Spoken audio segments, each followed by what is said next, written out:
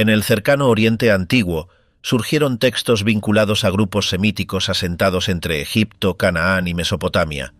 Su transmisión comenzó en forma oral y fue transformándose en registros escritos que abarcan leyes, pactos, genealogías, conflictos políticos y reorganizaciones religiosas. Cada documento refleja un contexto particular, marcado por desplazamientos, sometimientos o estructuras tribales. Con el tiempo, estos escritos fueron copiados, ordenados y adaptados a nuevas circunstancias, sin perder su núcleo original. A través de distintos imperios, se preservaron mediante escuelas de escribas, rituales codificados y prácticas normativas. El contenido no se limita al ámbito religioso, también registra estructuras sociales, procesos judiciales, códigos sanitarios, sucesiones de liderazgo y decisiones políticas bajo ocupación extranjera. El conjunto ofrece una secuencia continua que comienza con una cosmovisión primitiva y culmina en estructuras organizadas bajo control imperial. ¿Qué ocurrió realmente según las Sagradas Escrituras cuando se siguen en su propio orden?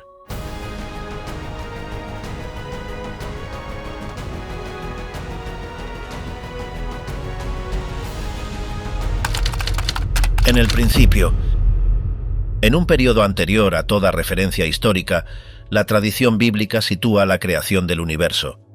El texto describe la aparición de la luz, la separación de las aguas, la formación de los astros, la vegetación y los animales.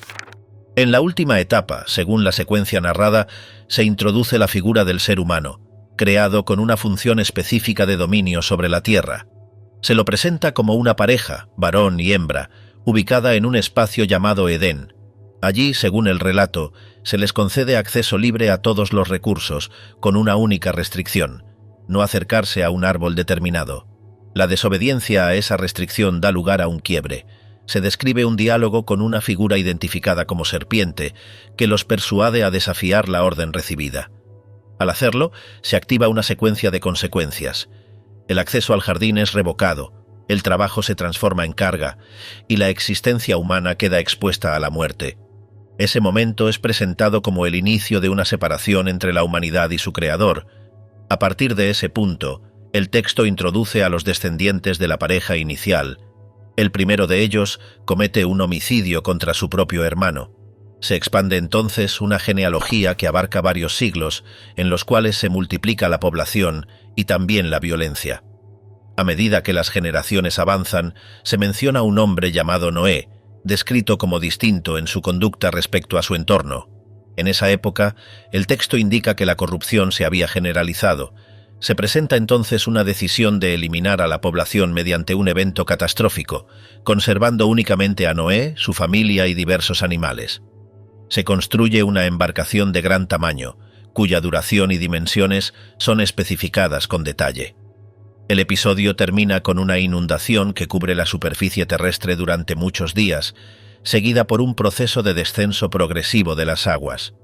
Cuando finaliza el evento, se indica que la humanidad vuelve a expandirse a partir de los descendientes de Noé. Estos se dispersan y forman grupos con distintas lenguas. En una de las escenas siguientes, se relata la construcción de una torre en la región de Sinar. El objetivo declarado era alcanzar el cielo y evitar la dispersión.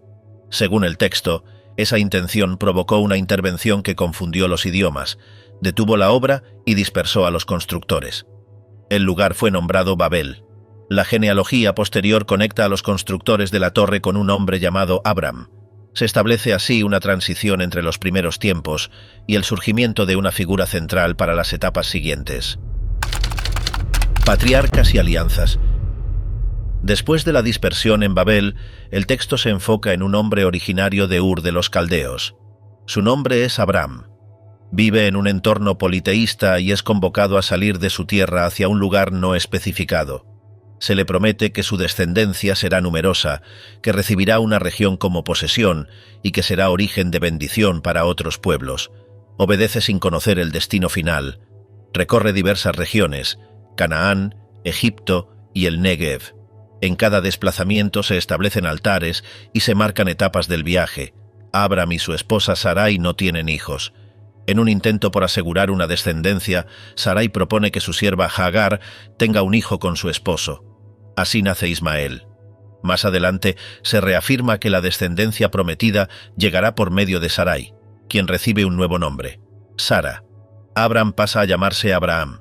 Se establece un pacto con una señal física, la circuncisión. El pacto define compromisos mutuos y se afirma como permanente. Con el tiempo, Sara da a luz un hijo llamado Isaac. El nacimiento ocurre cuando Abraham tiene una edad avanzada. Ismael es separado y se desarrolla aparte. El texto luego narra un episodio en que Abraham recibe una orden que implica sacrificar a Isaac. Aunque finalmente no ejecuta el acto, el evento marca un punto en la construcción del vínculo entre el personaje y su Dios. Se reafirma el pacto y se detalla que será heredado por Isaac. Isaac se casa con Rebeca y tiene 2 hijos, Esaú y Jacob. El primero es el primogénito, pero el segundo recibe la bendición patriarcal mediante una maniobra en la que Rebeca interviene. Esto genera un conflicto familiar que deriva en la huida de Jacob. En el camino, tiene una visión nocturna en la que se le reitera la promesa entregada a sus antepasados. Llega a la tierra de su tío Labán, donde trabaja durante varios años a cambio de esposas y ganado. Jacob forma una familia numerosa con 4 mujeres. Tiene 12 hijos varones y al menos una hija. Los nombres de sus hijos se convertirán en referencia para los grupos que más adelante conformarán el pueblo de Israel. En una noche determinada, Jacob tiene un encuentro simbólico en el que lucha contra un personaje no identificado. Al final del episodio, recibe un nuevo nombre, Israel. Esta designación se vuelve central en los textos posteriores. Uno de los hijos de Jacob, llamado José, recibe un trato especial. Sus hermanos lo rechazan por envidia y lo venden a unos comerciantes. Estos lo llevan a Egipto, donde pasa por diversas etapas: esclavitud, prisión y luego ascenso a un cargo importante en la administración del faraón. Durante una época de escasez, sus hermanos viajan a Egipto en busca de alimento. Se produce un reencuentro progresivo. Finalmente, Jacob se traslada con toda su familia a ese país, donde se establecen. Antes de morir, Jacob pronuncia palabras específicas para cada uno de sus hijos.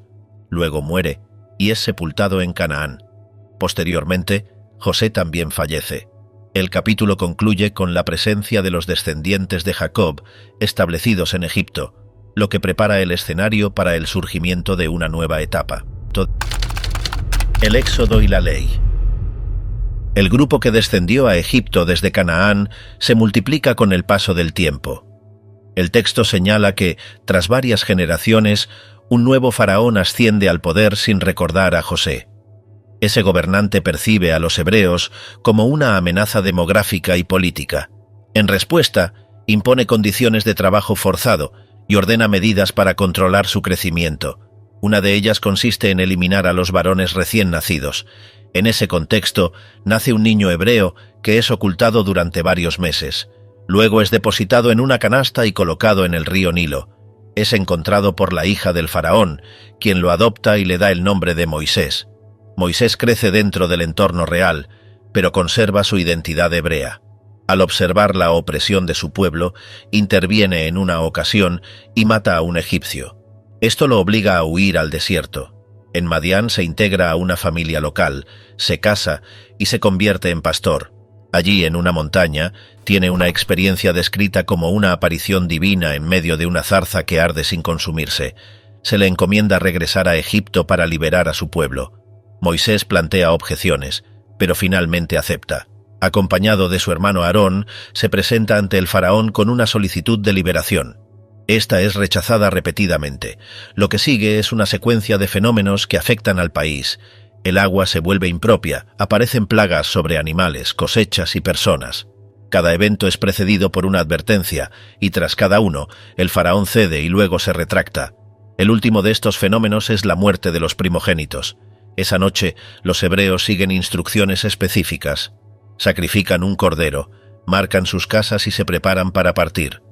Esta acción queda registrada como rito conmemorativo. Tras ese evento, los hebreos inician su salida, cargan pertenencias y salen bajo guía.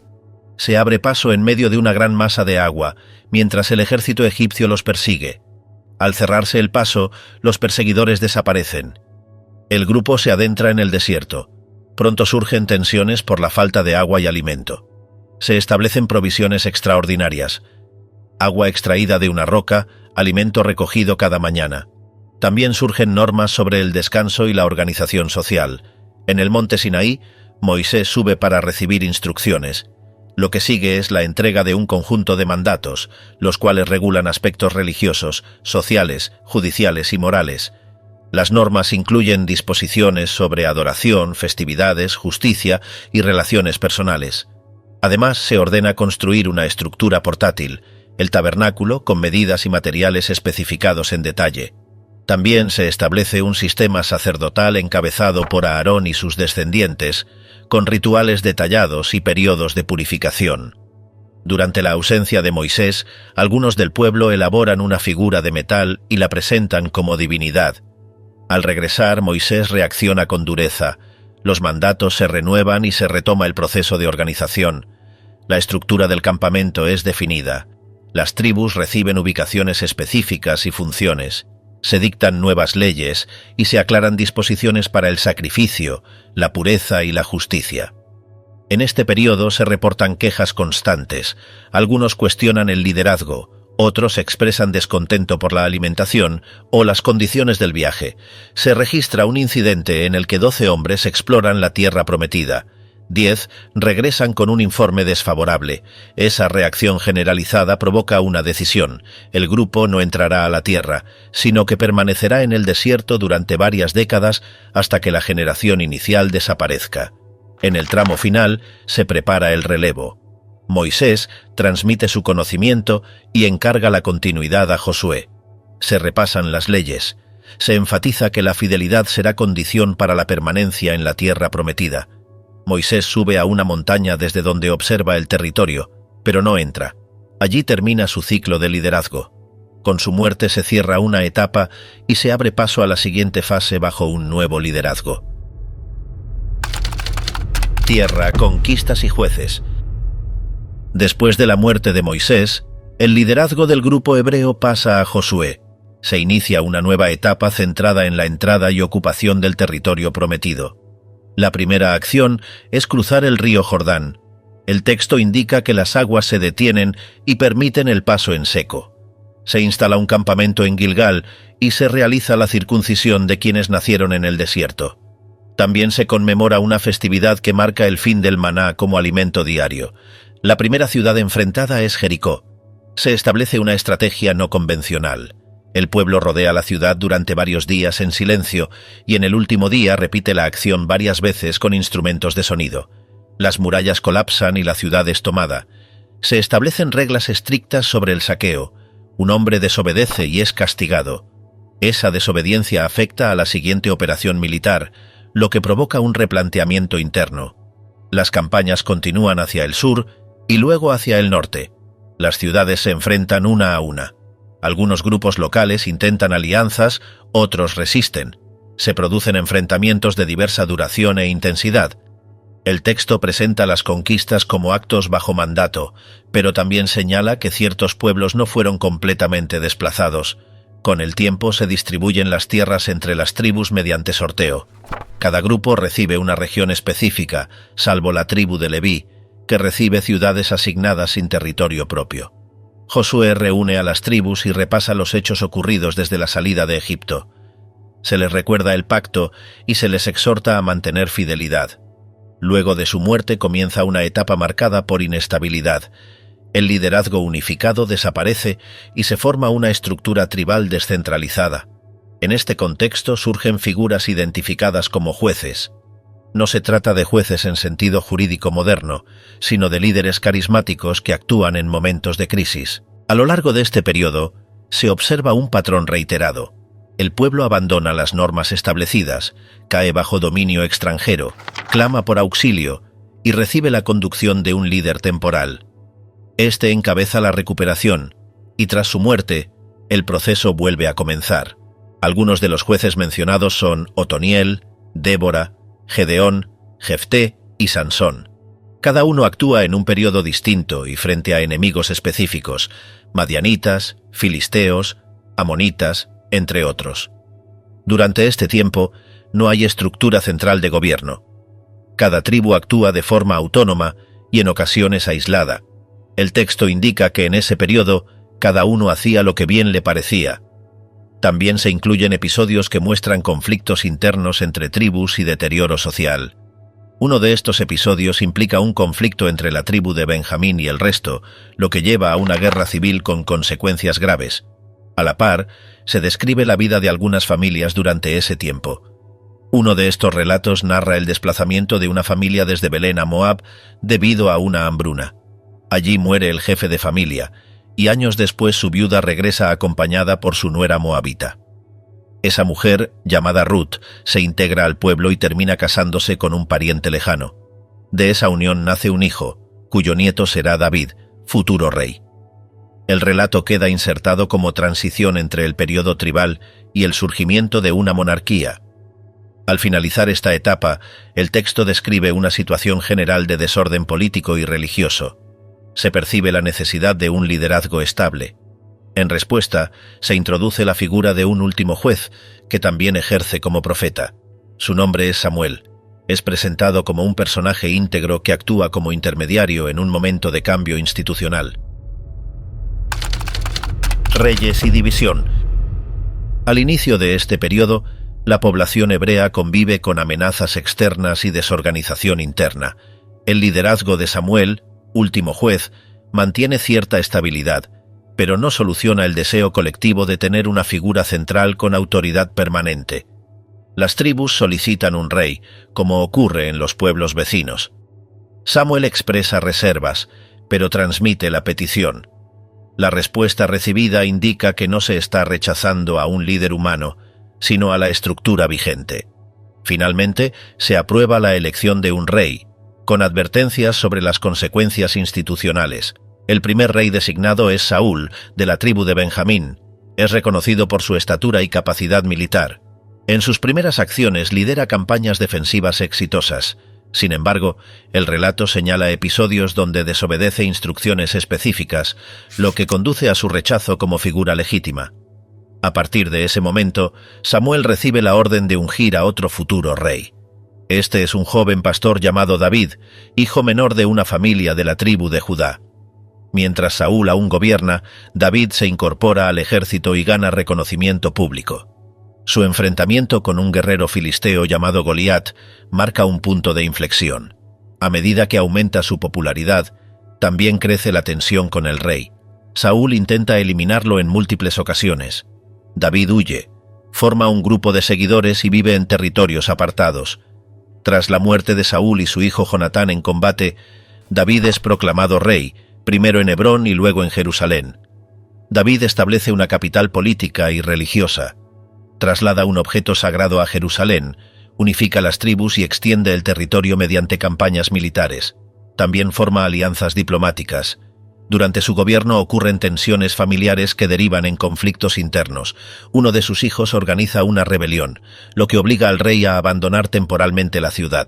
La revuelta es sofocada, pero el episodio deja huellas en la estabilidad del reino. Hacia el final de su vida, David organiza la sucesión. Su hijo Salomón es designado como heredero. Una vez consolidado en el poder, Salomón inicia un periodo de expansión económica y proyectos arquitectónicos. El más destacado es el templo en Jerusalén. Su construcción se realiza con materiales provenientes de diversas regiones y participación de trabajadores especializados. Se convierte en centro de rituales, festividades y organización sacerdotal. Salomón también establece relaciones con potencias extranjeras y desarrolla una red administrativa compleja.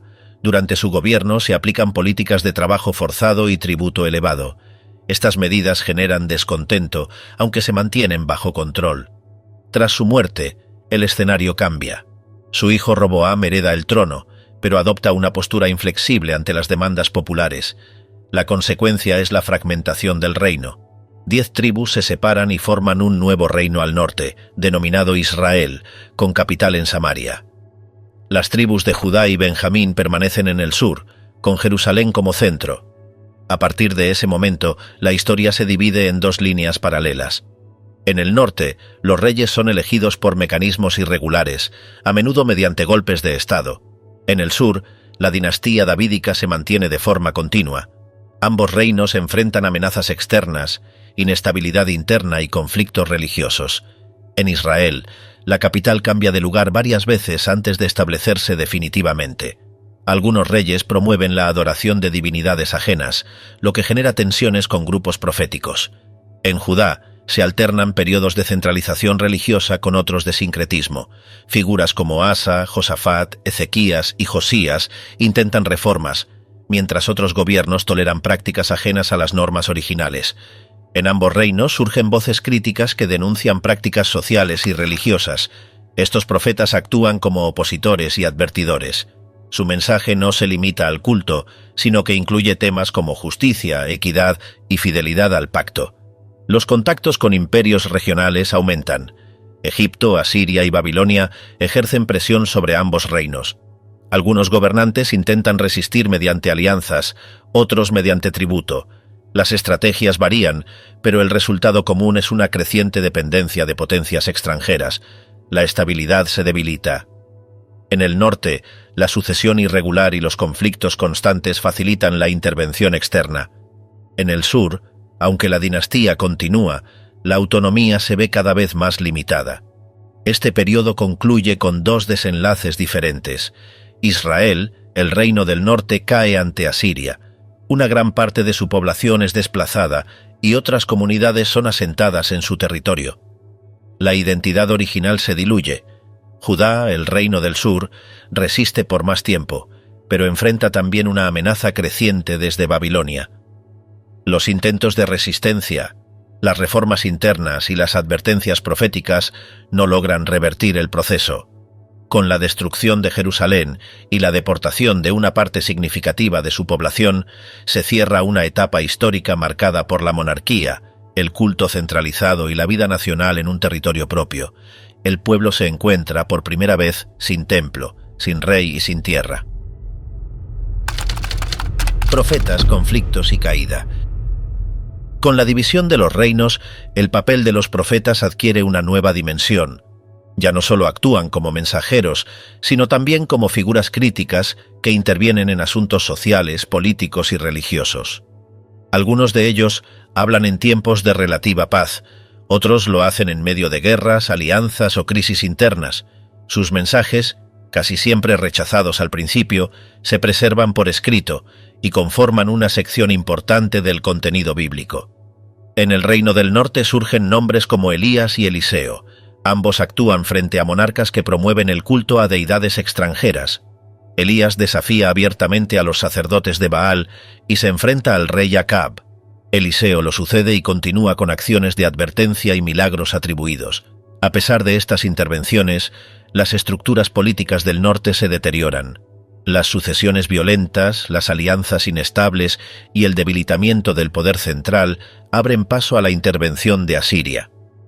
El año en que cae Samaria es señalado como el fin del reino del norte. Las tribus que lo componen son deportadas.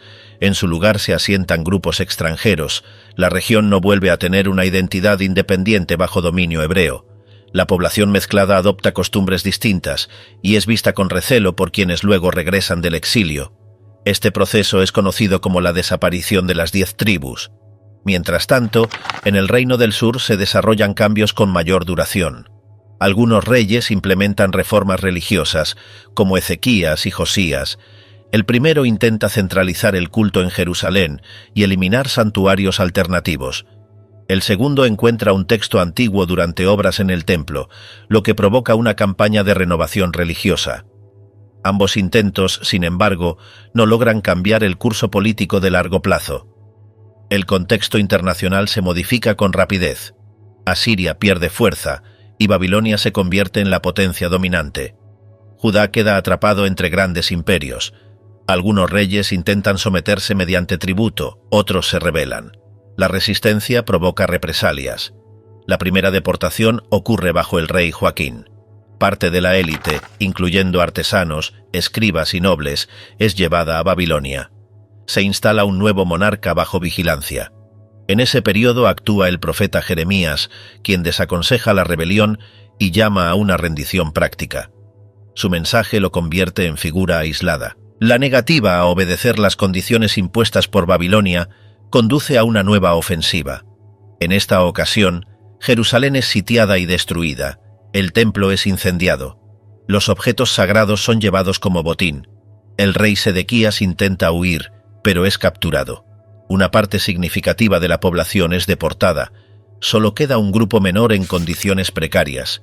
El gobernador asignado es asesinado, lo que provoca la huida de los que aún permanecían.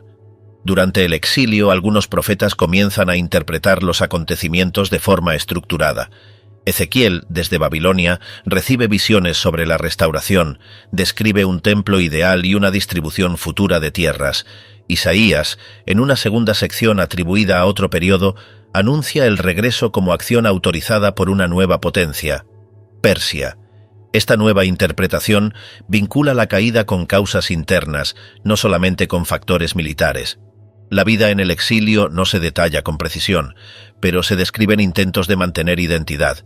Se preservan textos, se organizan espacios de reunión y se reafirma la pertenencia mediante prácticas alimentarias, calendarios y normas comunitarias. Algunas figuras alcanzan puestos de relevancia en la administración babilónica. Daniel es una de ellas. Su actividad combina interpretación de sueños con firmeza frente a normas impuestas. Los relatos lo presentan junto a compañeros que rechazan ciertas prácticas, enfrentan consecuencias y logran sobrevivir. Con la expansión de Persia y la caída de Babilonia, se abre una nueva etapa. Ciro, el rey persa, emite un decreto que permite el retorno de los exiliados a Jerusalén. Este permiso no implica independencia, pero sí libertad religiosa. El regreso se organiza en varias etapas. El objetivo es reconstruir el templo y reconstituir la comunidad. No todos regresan. Algunos permanecen en Babilonia, donde ya se habían establecido. La reconstrucción del templo enfrenta a oposición de pueblos vecinos. También hay dificultades internas. La obra avanza con lentitud. Los profetas Ageo y Zacarías animan a retomar el proyecto. Finalmente se completa la estructura, aunque sin la magnificencia anterior. Más adelante, Esdras llega con un grupo adicional. Se enfoca en la enseñanza de la ley y la consolidación identitaria. Luego Nehemías, con autorización persa, reconstruye las murallas y organiza aspectos administrativos. Durante esta etapa se producen reformas que afectan la vida cotidiana. Se prohíben matrimonios con personas de pueblos vecinos. Se refuerza el estudio del texto escrito como base de cohesión. El culto se centraliza. Se introducen prácticas que luego se volverán características, como la lectura pública de la ley y el desarrollo de una clase especializada en su interpretación. Este periodo cierra el ciclo narrativo que comenzó con la monarquía. Aunque el pueblo retorna a su territorio, ya no posee independencia ni rey propio. El templo existe, pero bajo supervisión extranjera. La organización gira ahora en torno a la ley, el sacerdocio y la comunidad dispersa. La expectativa de una restauración completa permanece abierta. Regreso y restauración. Con el ascenso del imperio persa, se produce un cambio decisivo en la situación de los exiliados. Ciro, rey de Persia, decreta que los pueblos deportados pueden regresar a sus territorios y reconstruir sus templos. El documento que autoriza esta acción es reconocido por las autoridades locales. En ese contexto, un grupo de judíos se organiza para regresar a Jerusalén. El líder de la primera caravana es Zorobabel, descendiente de la Casa Real de Judá. Lo acompaña un grupo formado por sacerdotes, levitas, artesanos y familias. Al llegar, encuentran una ciudad en ruinas, con murallas destruidas y el templo ausente. Se inicia la reconstrucción de las bases del altar y se restablecen algunos sacrificios. Sin embargo, la obra no progresa de inmediato. La oposición de poblaciones vecinas, combinada con la falta de recursos y el desánimo, provoca la paralización del proyecto. Durante ese periodo se retoman actividades cotidianas, pero el templo permanece inconcluso. Los profetas Ageo y Zacarías intervienen en este contexto. Ambos incentivan la reanudación de la obra, apelando a la urgencia del cumplimiento del mandato original. Con el apoyo de nuevas autoridades persas se retoman los trabajos. Finalmente el templo es terminado y dedicado, aunque con menos esplendor que el anterior. Los que conocieron el edificio anterior lo recuerdan con nostalgia, mientras que las generaciones nacidas en el exilio lo reciben como una señal de restablecimiento. Pasado un tiempo, un nuevo grupo llega desde Babilonia. Está encabezado por Esdras, un escriba instruido en la ley. Su enfoque no es constructivo sino normativo. Al llegar constata que parte de la población ha establecido vínculos familiares con pueblos vecinos. Considera que esa práctica compromete la identidad religiosa. A partir de esa evaluación, promueve un proceso de separación. Se reorganizan las estructuras comunitarias, se leen los textos legales en público y se refuerza la autoridad sacerdotal. Años después, otro funcionario autorizado por Persia llega con una misión específica: reconstruir las murallas. Su nombre es Nehemías. Al recorrer la ciudad, detecta múltiples fallas en su defensa y administración. Moviliza a la población en un proyecto coordinado por sectores. Enfrenta oposición externa e intentos de sabotaje. Sin embargo, logra completar el trabajo en un periodo breve. La ciudad recupera un perímetro funcional, aunque la seguridad no depende exclusivamente de sus estructuras físicas. Nehemías también identifica prácticas irregulares en el interior de la comunidad. Denuncia el uso indebido de espacios del templo, la explotación económica y la falta de observancia del día de descanso. Implementa correcciones, reemplaza funcionarios y restablece normas. Junto con Esdras, organiza una ceremonia pública en la que se lee la ley durante varios días. El acto incluye explicaciones, confesiones y compromisos colectivos. Se redacta un documento que recoge esos acuerdos. A partir de ese momento, la identidad del pueblo gira en torno a tres pilares: el texto legal, el sacerdocio y la separación cultural. Se promueve el estudio de las escrituras, se asignan funciones específicas a las familias sacerdotales y se refuerza la distinción frente a otros pueblos. Este modelo se mantiene incluso fuera de Jerusalén, donde comienzan a surgir espacios alternativos de reunión y enseñanza. La población permanece bajo dominio persa. No se establece una monarquía, ni se alcanza autonomía política. La organización gira en torno a líderes religiosos y funcionarios locales. El culto en el templo se mantiene, aunque con limitaciones económicas. Los tributos y controles impuestos por Persia condicionan la vida cotidiana. Aún así, se consolida una forma de vida que permite preservar la identidad sin necesidad de soberanía territorial. Hacia el final de este periodo, se percibe una estabilidad relativa. No hay profecías registradas con posterioridad inmediata. La actividad profética, central en periodos anteriores, disminuye. El énfasis se traslada a la interpretación y enseñanza del texto escrito. Las figuras visibles ya no son mensajeros, sino escribas, sacerdotes y responsables comunitarios. Este modelo cultural y religioso será el que enfrente los desafíos de los siglos siguientes. El pueblo permanece en su tierra, pero como provincia de un imperio extranjero. No se producen nuevas revelaciones registradas. Las tradiciones se preservan mediante la lectura, la enseñanza y la repetición. Así concluye la etapa de restauración, no como retorno pleno a una situación anterior, sino como adaptación a una nueva realidad. 4 siglos en silencio. Después del período de restauración bajo dominio persa, no se registran nuevos mensajes proféticos ni eventos incluidos en el canon bíblico hebreo. Este intervalo de tiempo abarca aproximadamente 4 siglos. Durante ese lapso, el pueblo de Judá permanece bajo control extranjero, adaptando sus estructuras internas mientras enfrenta transformaciones culturales, políticas y religiosas derivadas de cambios en el entorno imperial. El dominio persa se mantiene por cerca de 200 años. Durante ese tiempo, Jerusalén funciona como una provincia relativamente estable. La administración local queda en manos de sumos sacerdotes, cuya autoridad es reconocida por el gobierno central. Las prácticas religiosas continúan con regularidad, aunque limitadas por los recursos disponibles y sujetas a supervisión imperial. La identidad colectiva se mantiene gracias a la enseñanza de la ley, la vida sin templos fuera de Jerusalén y el reforzamiento de normas comunitarias. Con la expansión militar de Alejandro Magno, el imperio persa cae y se impone el dominio macedonio. Tras la muerte de Alejandro, sus generales se dividen el territorio conquistado. Palestina queda inicialmente bajo control de los Ptolomeos, con sede en Egipto, y posteriormente bajo los Seleucidas, con sede en Siria. Durante estos cambios, la cultura griega se introduce de forma progresiva. Se construyen teatros, gimnasios y escuelas de lengua griega. Parte de la población adopta esos elementos. Otra parte los rechaza. El conflicto se intensifica bajo el reinado de Antíoco IV Epífanes. Este impone por la fuerza prácticas culturales ajenas, prohíbe observancias religiosas hebreas y profana el templo en Jerusalén al introducir cultos griegos. Como respuesta, se produce una revuelta encabezada por una familia sacerdotal, los macabeos. El conflicto toma forma de guerra prolongada.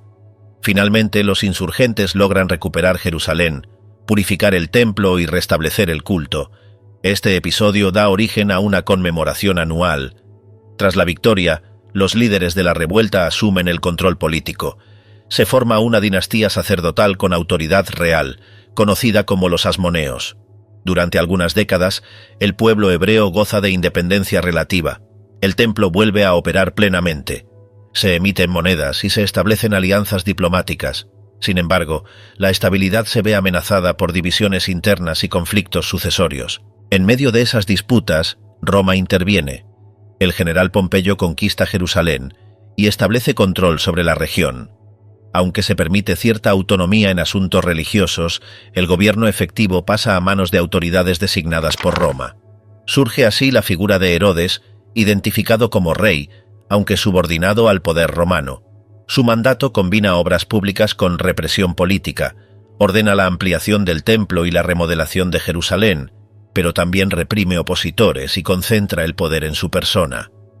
Durante este tiempo, el pueblo no registra nuevos textos proféticos reconocidos oficialmente. La actividad religiosa se organiza en torno al templo, pero también en otros espacios.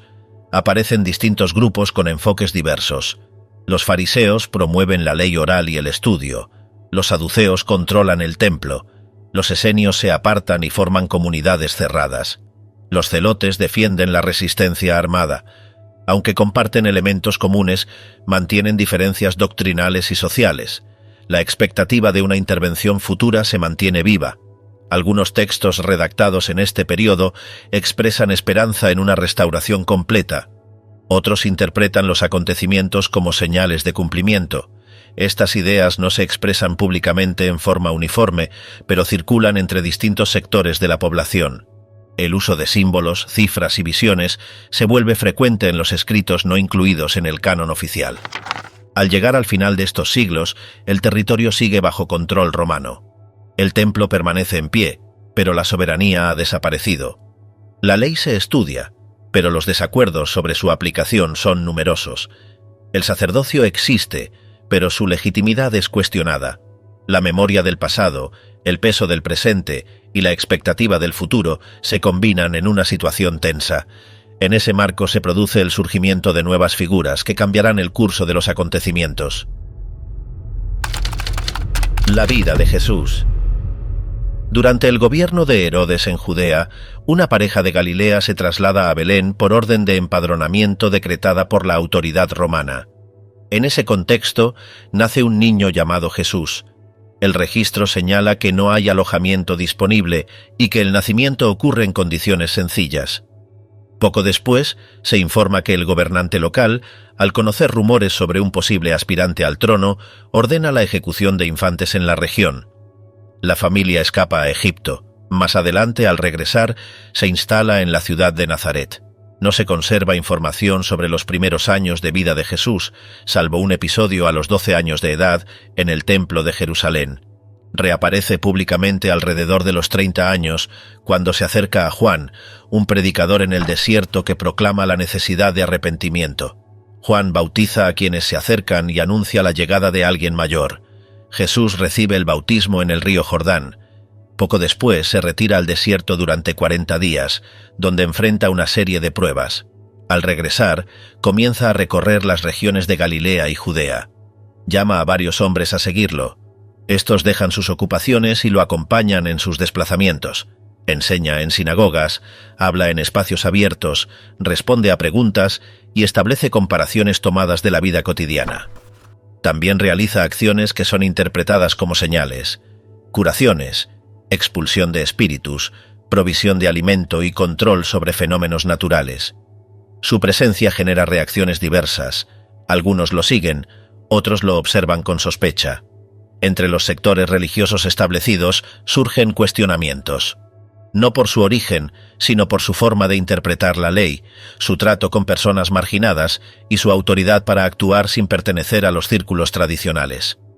En varias ocasiones, enfrenta objeciones sobre el descanso sabático, el contacto con enfermos y el perdón de pecados. A pesar de eso, continúa su actividad sin interrupción. A lo largo de su recorrido, se refiere con frecuencia a un concepto que denomina reino.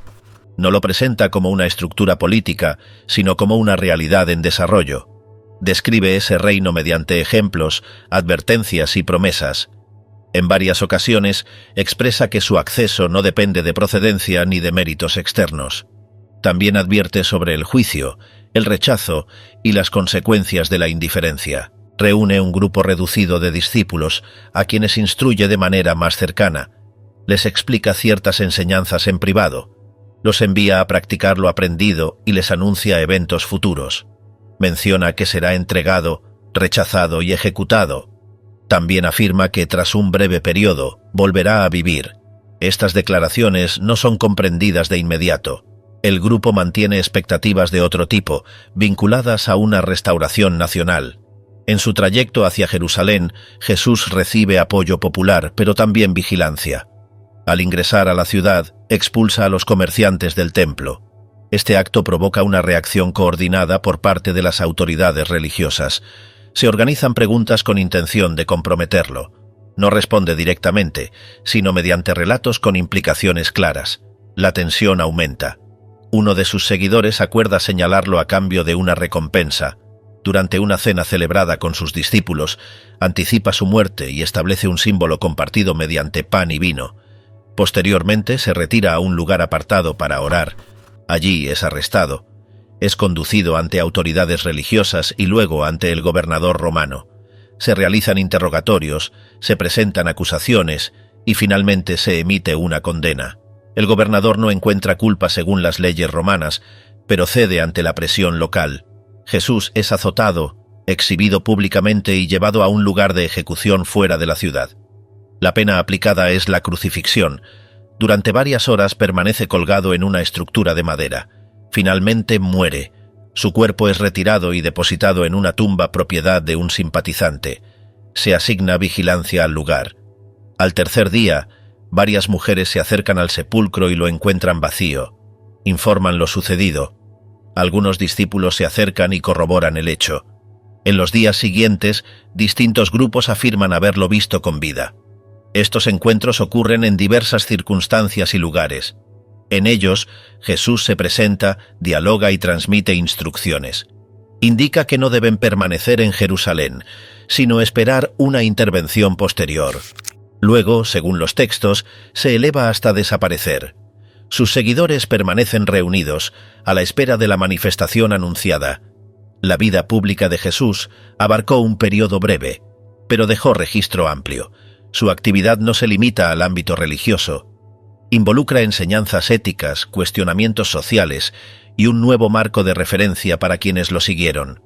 A partir de su muerte se inicia una etapa distinta, en la que sus seguidores comienzan a actuar sin su presencia física, pero guiados por lo que consideran haber recibido directamente.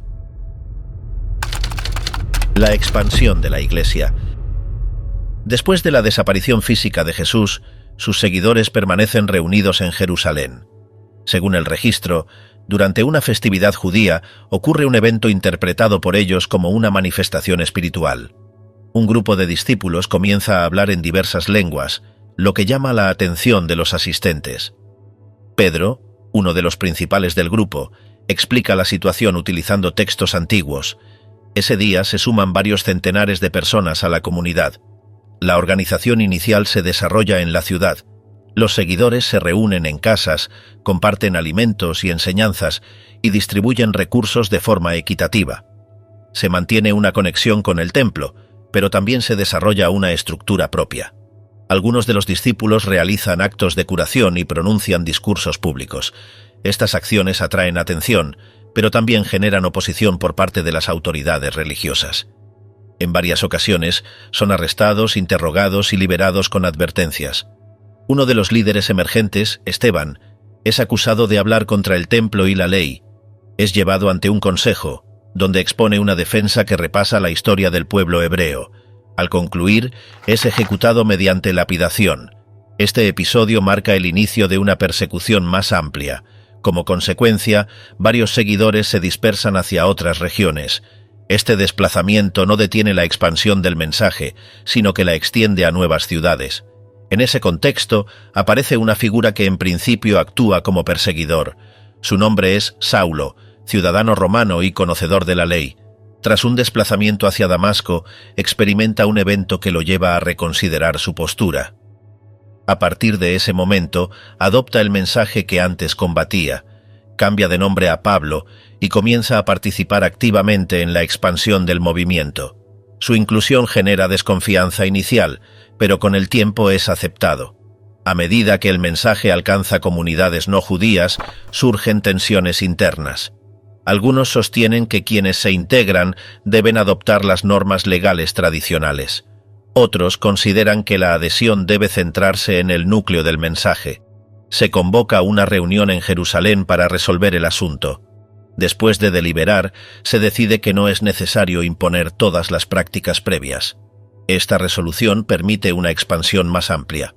Pablo realiza varios viajes por Asia Menor y el Mediterráneo, visita ciudades, establece comunidades y mantiene contacto con ellas mediante cartas.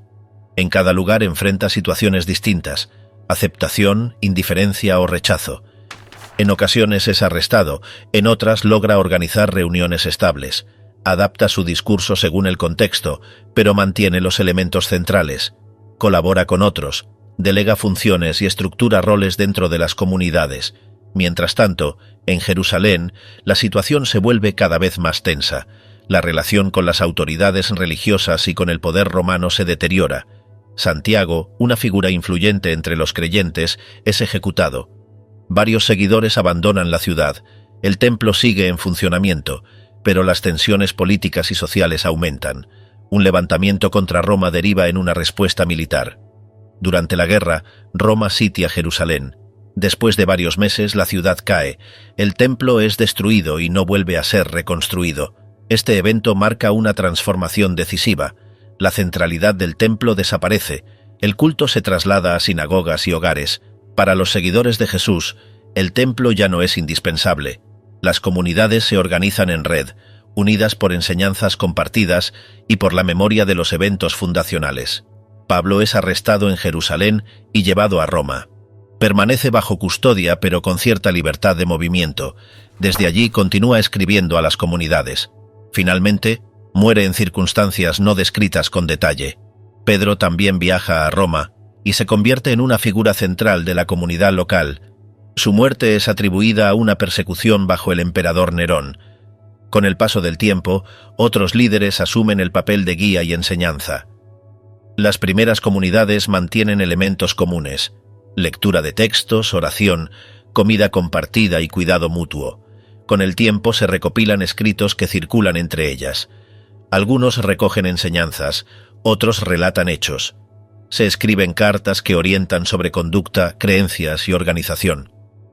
Estos textos forman la base del cuerpo que más adelante será reconocido como parte del canon. A pesar de la ausencia de estructuras formales, las comunidades logran sostenerse. En cada ciudad se designan responsables. Algunos se dedican a la enseñanza, otros a la administración. Se desarrollan mecanismos para resolver disputas. Las persecuciones no son constantes, pero sí recurrentes. Algunos gobernantes las autorizan, otros las ignoran. Los creyentes son acusados de subversión o de rechazar cultos oficiales. Durante este periodo, la expansión geográfica se acelera. El mensaje llega a regiones de Asia, África del Norte y Europa meridional. La diversidad cultural obliga a adaptar formas de expresión.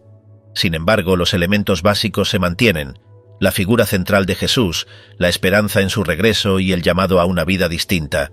La separación con el judaísmo se profundiza. Al inicio eran considerados parte de una misma tradición. Con el tiempo se vuelven grupos diferenciados. Al cerrar esta etapa, la organización ha evolucionado. De un grupo reducido en Jerusalén se ha pasado a una red extensa. Sin templo, sin Estado y sin protección legal, las comunidades persisten mediante memoria, texto y práctica. El desarrollo posterior se construirá sobre esta base. Visiones del porvenir. En la última sección del texto bíblico aparece un documento atribuido a un hombre llamado Juan, identificado como siervo de las comunidades perseguidas. Se encuentra exiliado en una isla llamada Patmos durante el gobierno del emperador romano Domiciano. Allí afirma recibir una revelación por medio de visiones. El contenido, redactado en forma de mensaje a 7 comunidades situadas en Asia Menor, combina exhortaciones, advertencias y descripciones de acontecimientos futuros. Las comunidades mencionadas enfrentan desafíos diversos.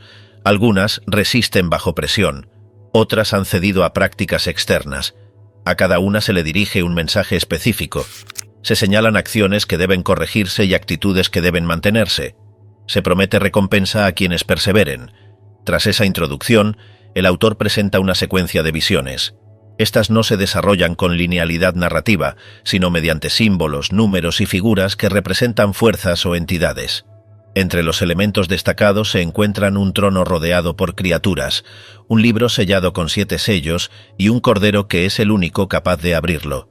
Cada sello que se rompe da paso a un evento en la tierra. Luego aparecen 7 trompetas, cuyos sonidos anuncian calamidades.